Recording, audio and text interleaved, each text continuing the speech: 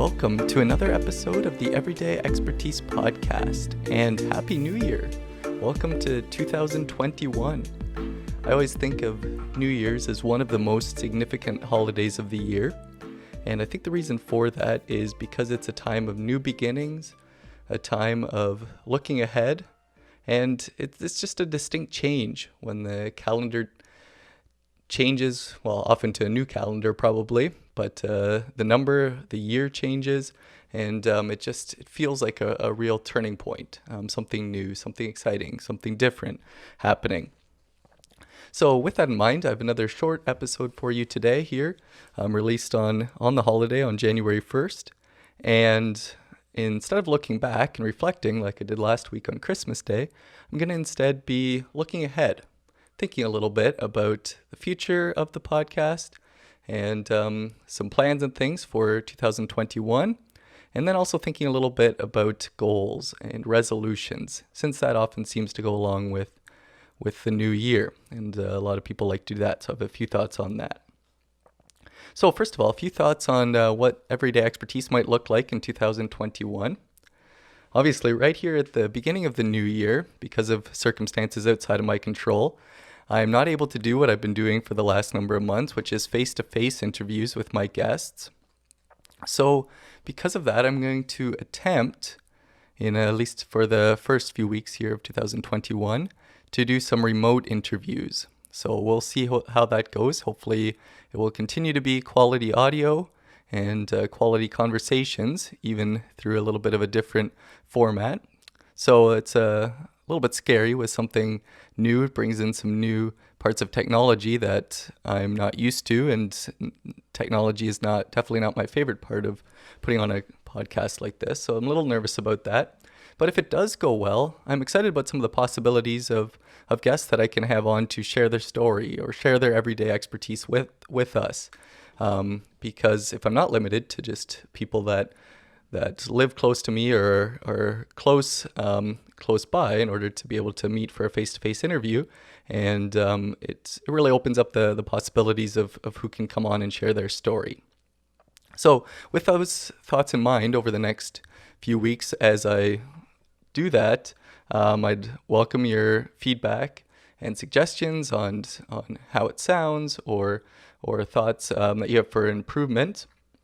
And just in general, if you have thoughts about guests that you'd like me to have on an interview, or things that you think that I could be doing differently, or things that you like about my interviews or the guests that I have on, or the types of guests. I'm not sure if I said this, but suggestions, I love to hear those as well. Please message me and let me know those things. The email is one of the best ways to reach me, contact@everydayexpertise.ca.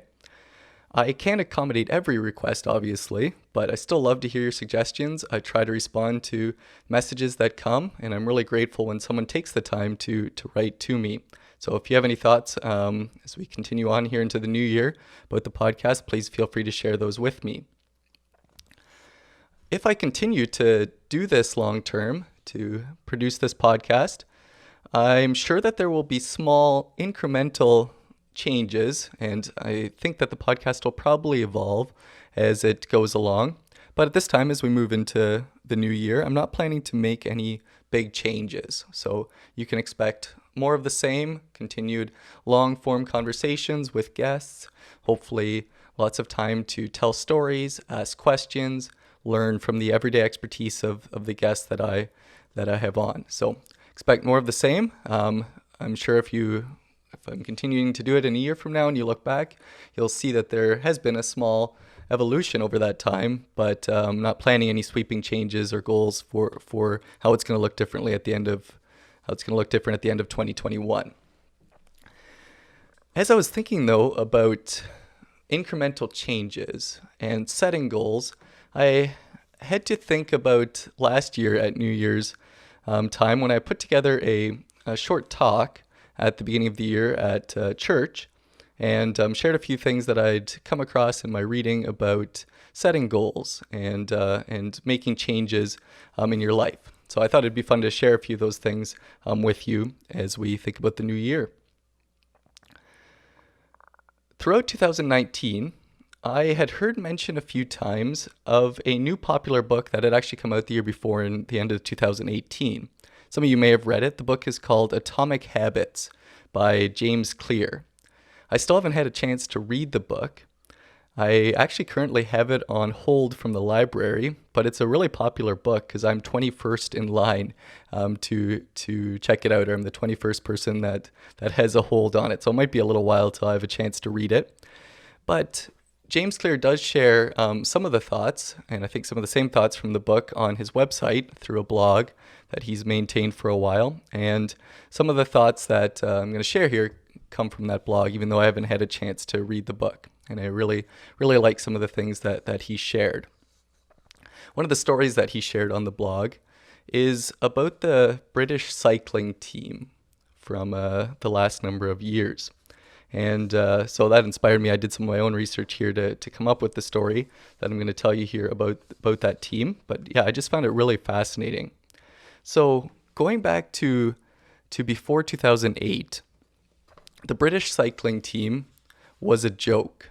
So they'd been in cycling for about 100 years. But in that time, British cyclists had won a single gold medal at the Olympic Games. And a British cyclist had never won cycling's biggest race, the Tour de France.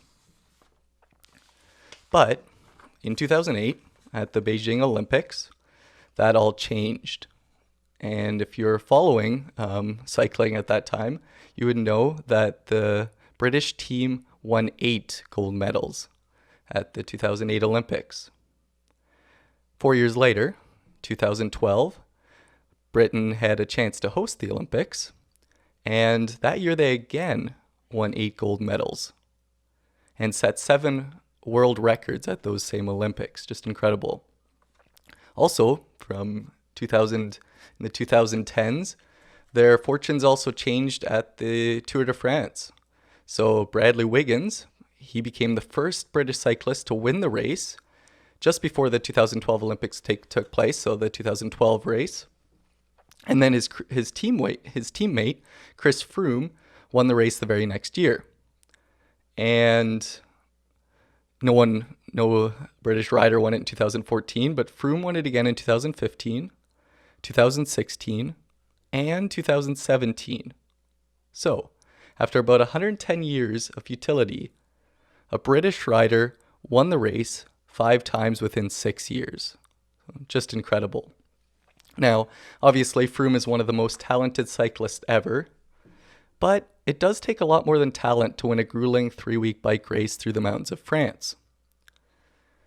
And it's maybe not as obvious as some sports like soccer or hockey, but cycling is really a team sport. And the best riders in cycling will not win if they do not have a strong team around them. So what was it that changed within the British cycling team that took them from a laughingstock to one of the most successful teams ever to race, or at least through that time period from 2008 on? Well, if we look back, there are some ideas that Clear presents that this might have happened, and I found them quite fascinating.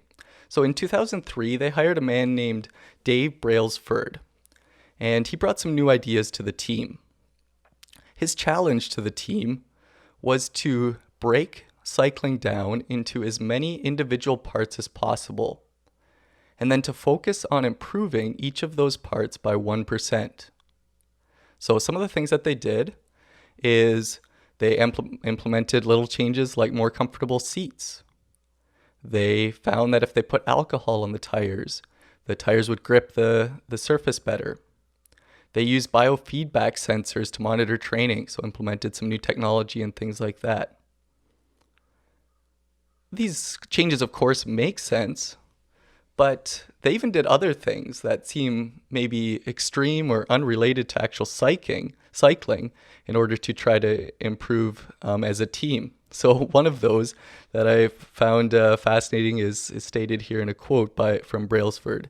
He says, "Do you really know how to clean your hands without leaving the bits between your fingers? If you do things like that properly, you will get ill a little bit less. They're tiny things, but if you clump them together, it makes a big difference. So his whole idea was through making incremental changes and focusing on little things that can be improved, together they'd add up to making a big change and bringing on success. So how does this relate to setting goals or thinking ahead to 2021? Well, if you're like me, you find that making changes to our habits is very difficult. It's incredibly hard to do because we are such creatures of habit. You might think that you're a spontaneous person, but think over your morning routine and how much of that morning routine is automated and just kind of happens. How much of it can be done without thinking? So maybe you are more of a person of habit than you even realize. And if we think about who we are as humans, there's really good reason for habits and for routines. Think about your first day on a new job, or a time you were taught a new math concept in school, or when you went out to drive a car for the very first time. When we do something new like that, every little bit of our cognitive energy is put into that task. And if we think about it, we wouldn't be able to survive if everything that we did took as much attention as learning something new or doing a task for the first time. But because of this, habits are also very hard to break.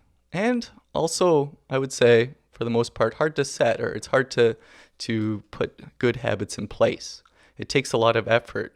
It takes time and energy to change our routine or to change our lifestyle. And that's where I relate it back to the story of the British cycling team.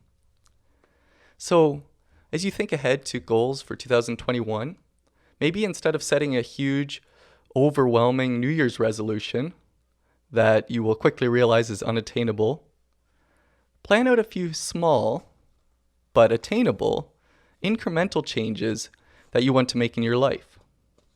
I'm going to use a few of my family members as an example of this.